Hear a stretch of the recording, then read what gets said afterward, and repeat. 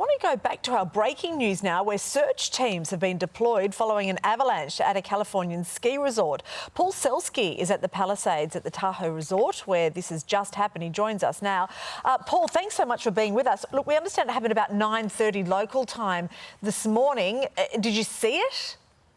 No, it occurred way up on the mountain, and I came walking up at 9 to get on the chairlift.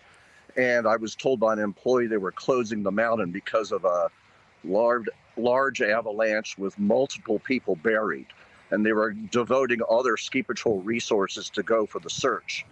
And then later I saw one of the people being brought down in a stretcher on a snowmobile, and then many emergency vehicles, but I was not at the site. Right. Paul, just give us an idea of the conditions there at the moment and what you're seeing, what the activity is on the mountain right now. Well, it's a major snowstorm occurring, and the whole mountain is shut down for the whole day now. From what you know of the area, how rare is it to get an avalanche there? Basically, it's rare to have an avalanche in an area that's been opened up for skiing and snowboarding. Avalanches occur here quite often in the closed areas before it's open to the public. Yeah. And Paul, this time of the year, I'd assume the resort is pretty much at full capacity, plenty of tourists? No, I'd say it's about 50% right now, and terrain open because it's been a poor winter and there hasn't been much snow at the lower elevation slopes.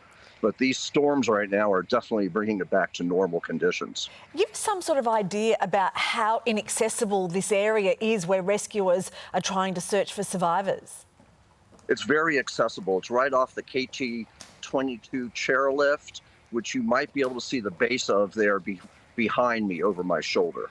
All right. And Paul, are you a regular there at Lake Tahoe? And has this anything like this happened before?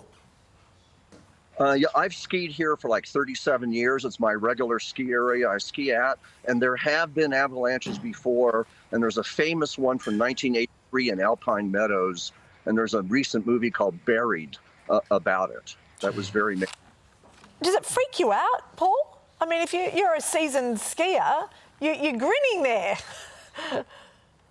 I'm kind of grinning, not because I think you're right, not that it's humorous. No, I think it's a serious risk, and especially after these heavy snowfalls where the avalanche danger is higher.